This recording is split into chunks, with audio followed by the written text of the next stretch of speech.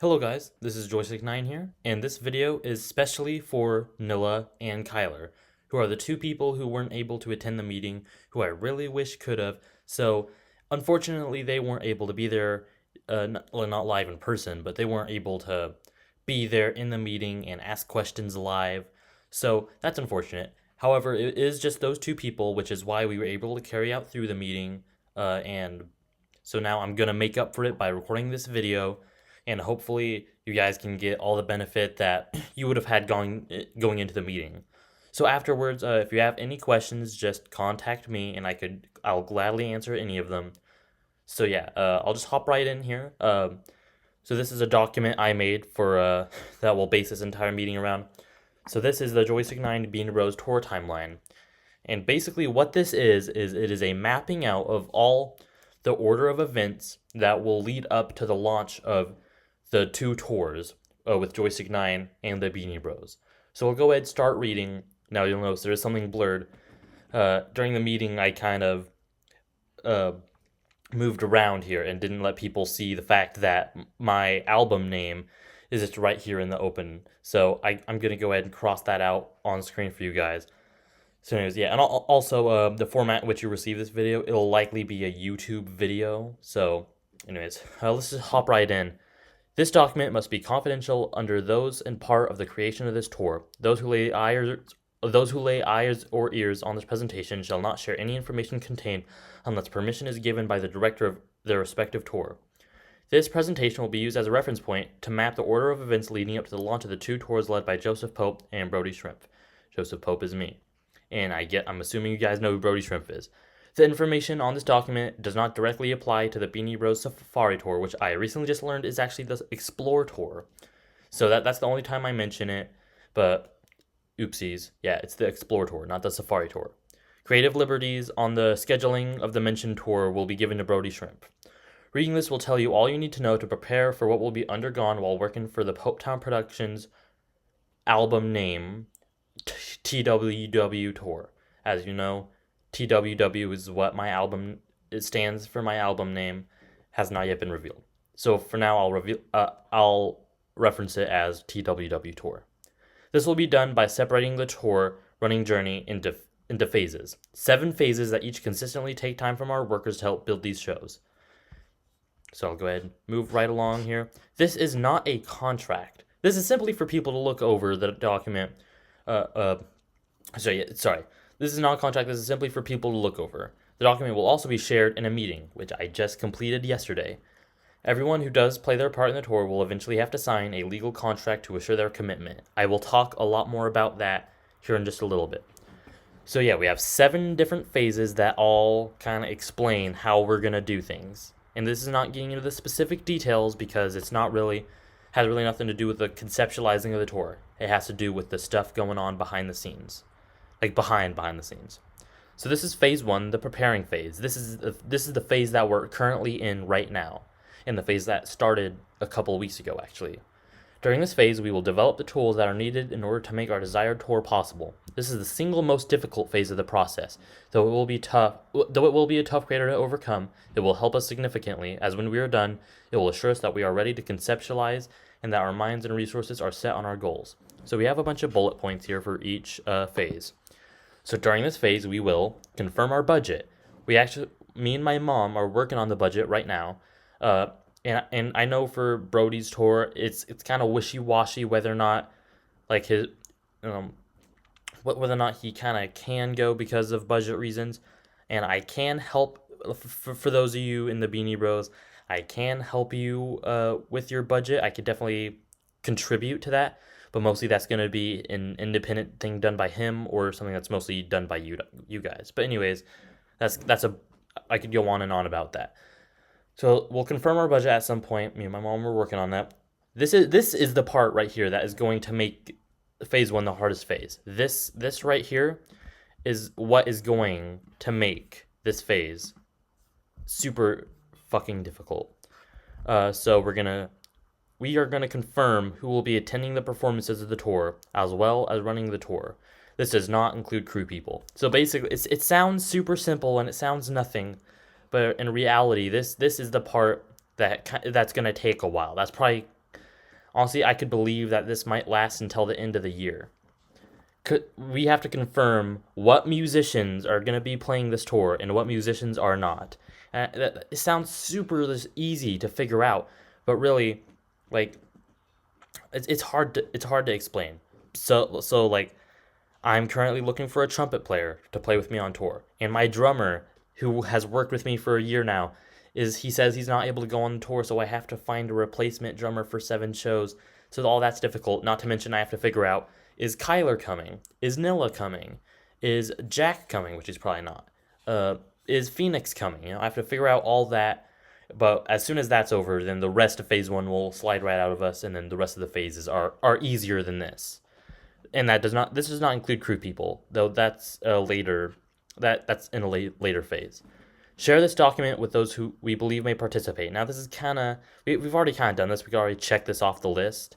So these bullet points, these are just things on the checklist that we have to check off. These are different things that, if we complete all the things that are listed on these bullets, then then that phase is done. Then we can move on to the next thing. It's as simple as that. It's not always easy to do that. Anyways, I'll keep moving through. We'll seek out locations and venues. Done. That has already been done. I might actually go ahead and reveal to you. I have my phone here because I don't want you guys to see all my shit. I have a list of all our desired venues in this moment of time. It says seek out locations, venues, not confirm them. This is what we have on our mind so far. But we have sucked them out. That sounds weird. We did seek them out. So here is the list of our tour locations thus far.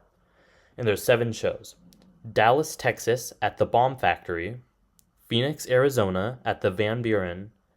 Denver, Colorado at the Marquee Theater. Tulsa, Oklahoma at the Vanguard. Kansas City, Missouri at the Midland Theater. Chicago, Illinois at the Metro. And Raleigh, North Carolina at the Ritz. And after all that, if we have any more money in our budget, we'll see if we could do a second Tulsa show. So do with that information what you will. Confirm what equipment is required in order for our shows to work. So I'll actually circle back to this. Just keep this part in mind. All right. Confirm what equipment is required in order for our show to work. I'll kind of go into that into more detail. Actually, just here in a little bit. These are not the blueprints of the tour, but more so the paper that the blueprints are written on. So you have to keep in mind, this is the phase we're in right now. This is different from the next phase. This is not really where we're conceptualizing, not really where we're planning, okay, what does our tour look like? What effects will we use? None of that is really happening during phase one, which I honestly predicted will last until at least just maybe the end of this month, all right, at the very earliest. During this phase, we're just giving ourselves the materials, the tools that are required. We're giving ourselves what we need in order to start conceptualizing. So we can't start conceptualizing, we can't start planning this and that until we have all this, if that makes sense. Let's go on to phase 2. This is the conceptualizing phase. This one I'll spend less time on. So the conceptualizing phase / the planning phase, as the name suggests, this phase will be used to conceptualize the show that we are playing and plan all the development around it. During this phase, we will create the set list. I already have a rough idea of the set list, but it's definitely not set in stone. Confirm what jobs we will need to help run the show. So what employees do we need? So a few random examples: the curtain puller, the running crew.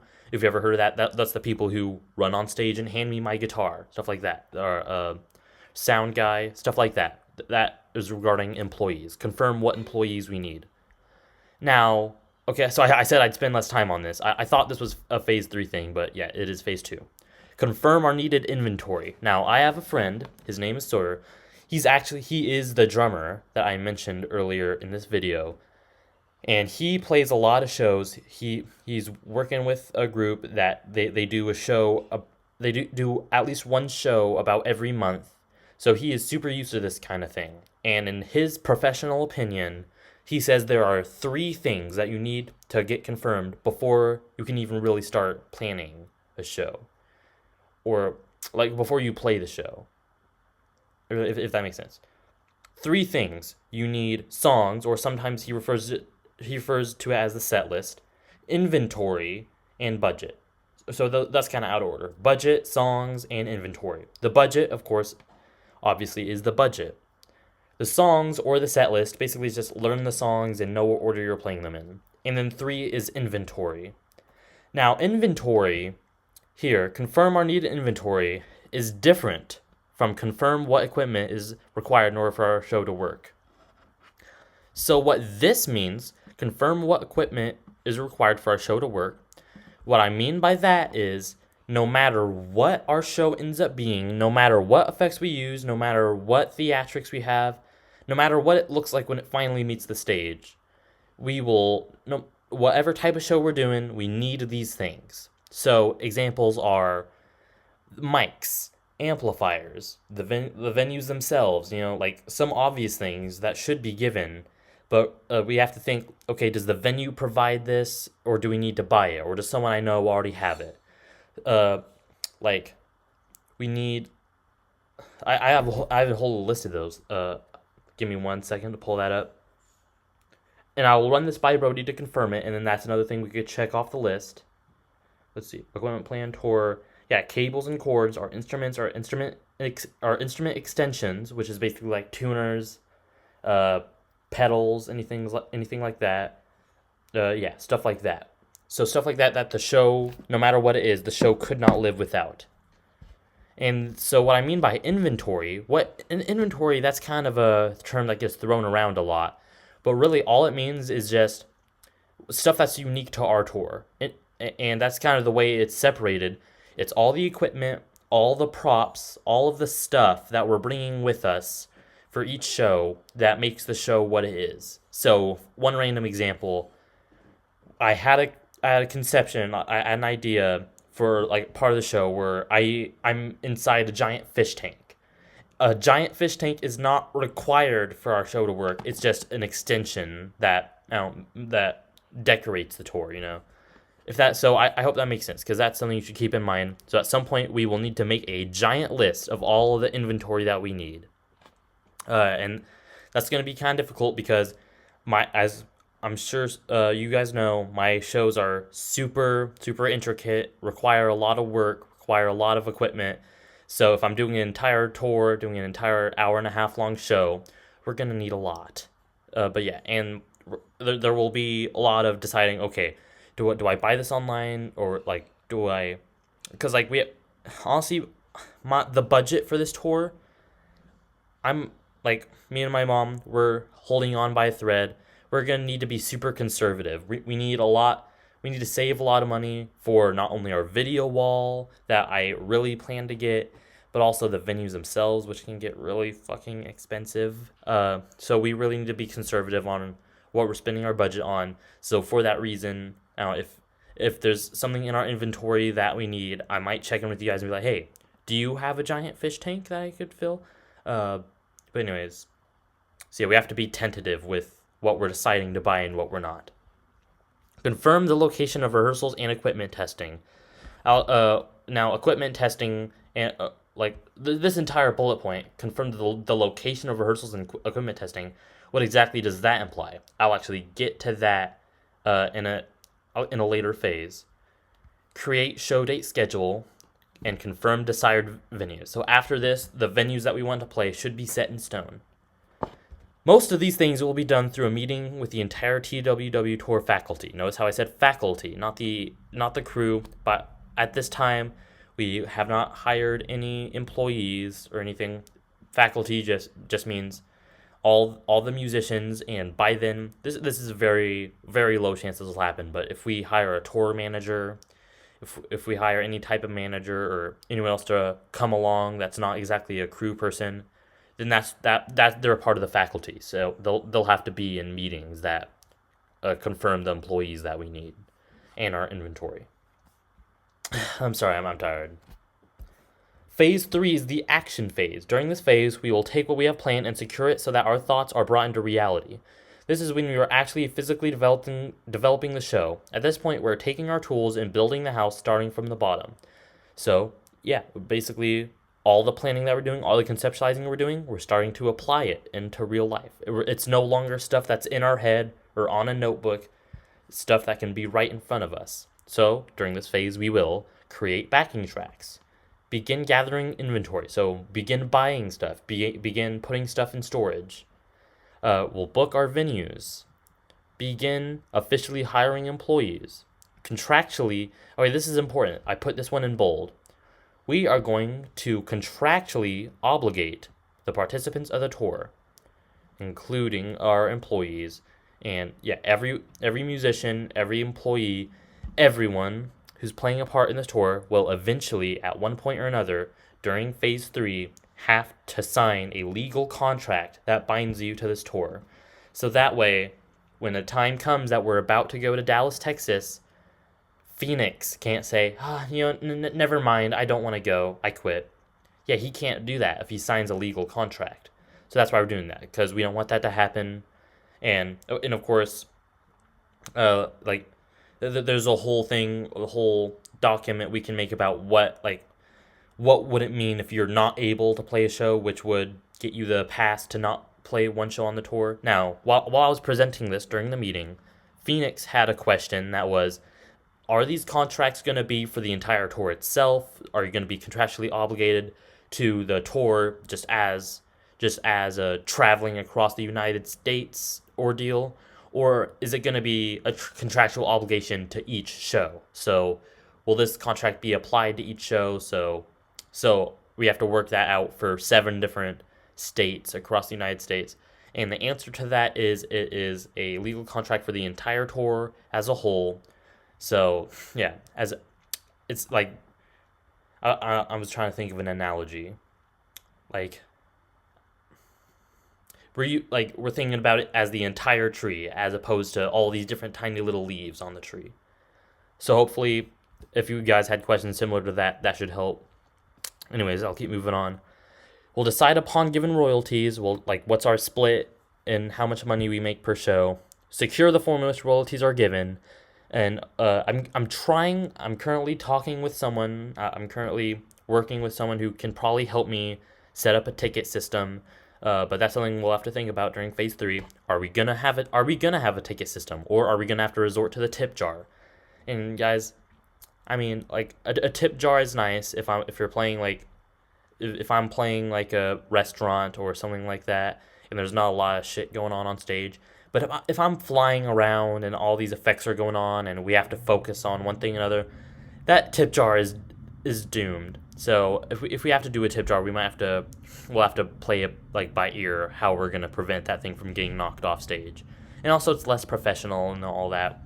Also another thing we could do is we could hire somebody to collect money at the door. So yeah. And then plan tour promotion. So basically, we'll have to start planning how are we going to promote this tour. Just literally online. How are we going to advertise this tour? Once this phase is done, we will not allow any new employees or performers to work for the TWW tour. At phase 4 and beyond, we should have every job that we need in order for our show to run. Phase 4 is the molding phase.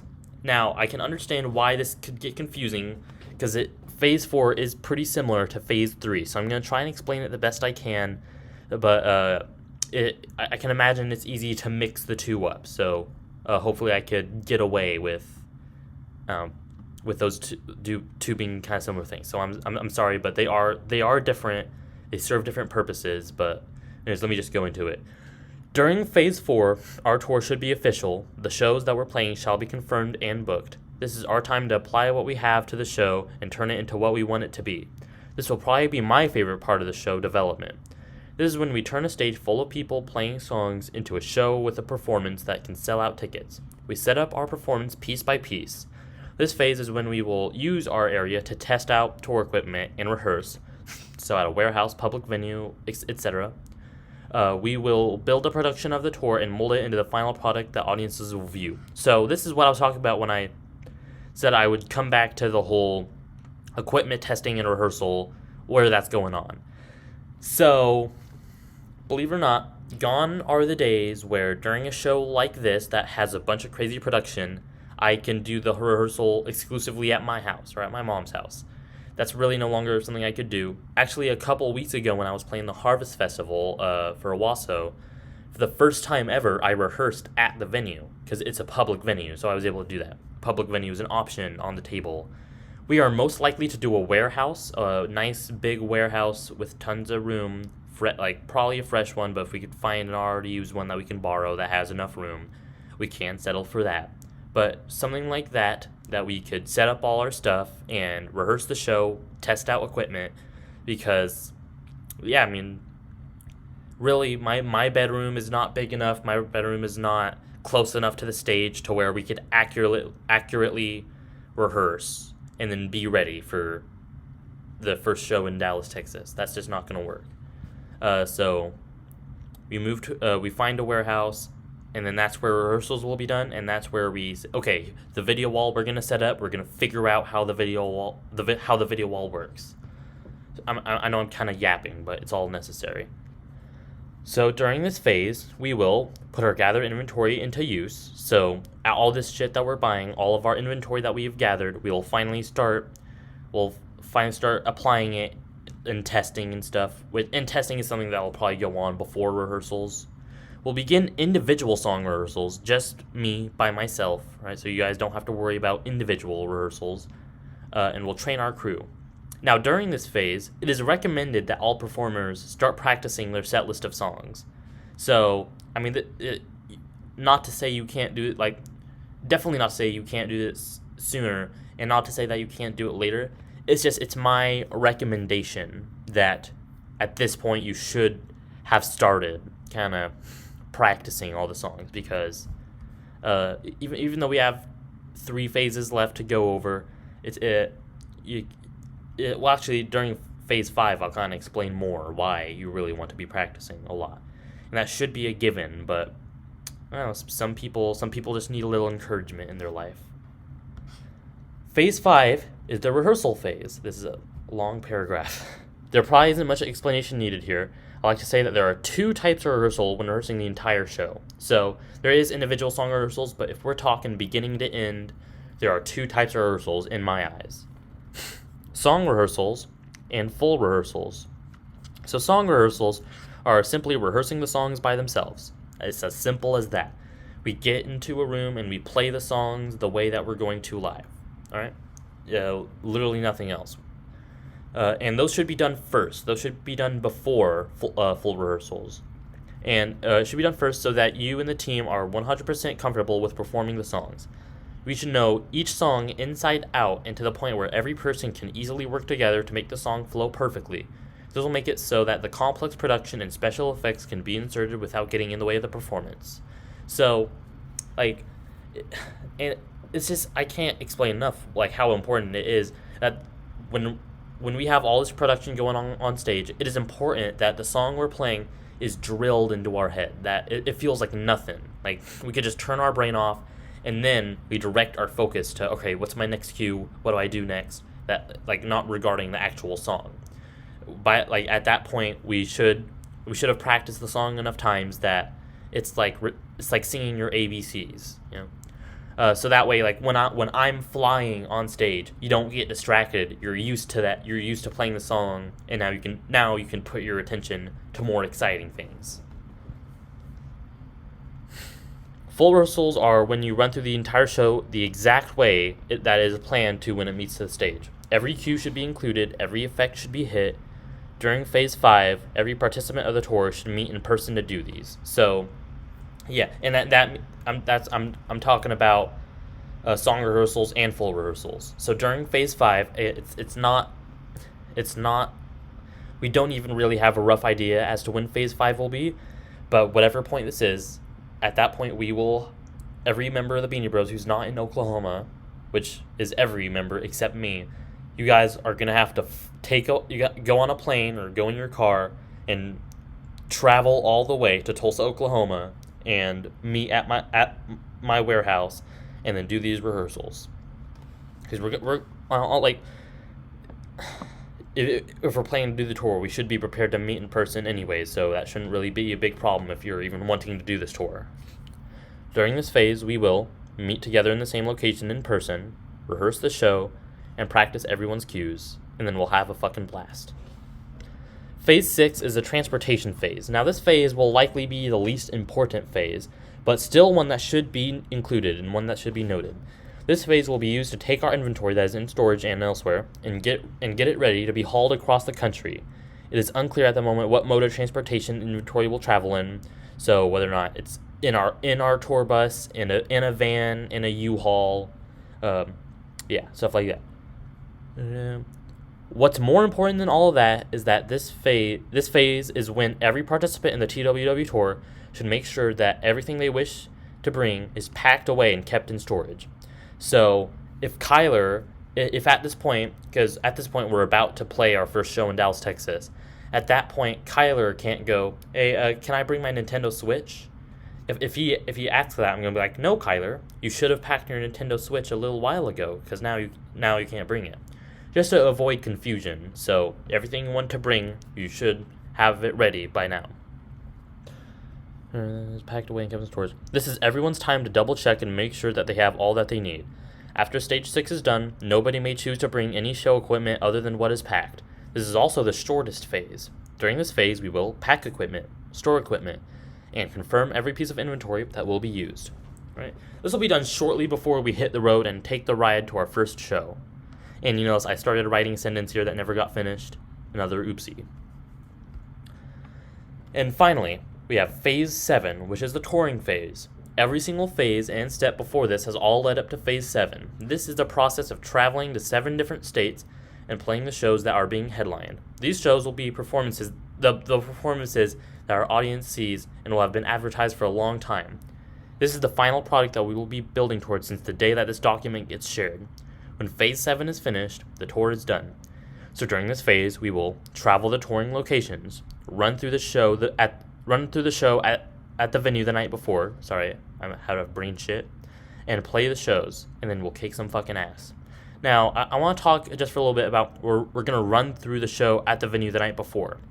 It's not exactly common practice to do this, but I think we should. I think it's an underrated thing to run through the show at the venue the night before, especially if we're having a video wall and we're having all these cues and all these props, all that. Like, if any of you seen AJR live, I don't even think they do it, but I think it's something. It's going to take a little more money out of our budget, but I think why it's so important is that there is a big beauty in live shows that even big artists like Taylor Swift, they have to deal with this, that every venue is not built the same. Even arenas that Taylor Swift are playing. I think the Eras Tour is still going on right now, so she's probably played hundreds of shows at this point. Every single arena that she steps foot in that she hasn't already played in. So every other night, she walks into a completely different arena with a completely different layout with, like, and I say completely different, like, it's, a lot of times it is, like, slight differences, but really, you're stepping onto a new ground, and you're stepping onto a ground that you probably haven't been in before if we're talking arenas. Now, that is less of a problem when we're playing this level of shows, but still, my point still stands. Every other night for this time that we're doing this show, we are stopping at a new venue that we have to get used to. And I think all that it will take is one rehearsal where we could get to know the space, get comfortable with where we are. Because honestly, it may not seem like it, but it affects the way that we flow when we're in a different space. It's kind of stupid, but I don't know. Again, I'm kind of yapping, but I think this is all stuff I think we should know. Bonus phase. So this is the last thing I'll go over. We have a bonus phase, which is the documentation phase. I'm so tired of talking. This phase is not technically part of the tour itself, but I really want to include it. It also isn't technically a phase, because the documentation phase will be going on nearly the entire process of the building of the show. It will start during Phase 3 and will continue until after the end of the tour. This will consist of somebody in the touring team filming significant events of the making of this tour. After we are done touring, I will gather the footage that we have and use it to create a TWW tour documentary. During this phase, we will film during meetings, rehearsals, etc., and edit footage into a long documentary that will be uploaded to YouTube. This document will be shared with a small selection of people and will hopefully get shared enough to leave Popetown Productions with a team of people who are just as eager to bring this show to life as us. So anyways, that's it. Yeah, that is the document. That is the extent of our timeline of events. I know it's a lot of information. I don't exactly expect you to leave this video going, all right, yeah, I'm 100% ready. I have everything I need. It's a lot. It's a lot of information that I'm sure you'll have to look back at multiple times. But this is the skeleton of our tour. This is basically our work for the next half a year put onto a piece of digital paper. So anyways, do with all this as you will. Again, I might send this to you as a YouTube video. If I can figure out another way. If that doesn't work, I can see if I can find another way. But anyways, let's also hope that my mic was on, because this is a 30-minute video so far, and if for some reason my audio got disconnected, I'm gonna fucking kill myself. But anyways, so yeah, I hope you find this useful, and yeah, this is the beginning of the TWW and the Explorer Tour. Thank you.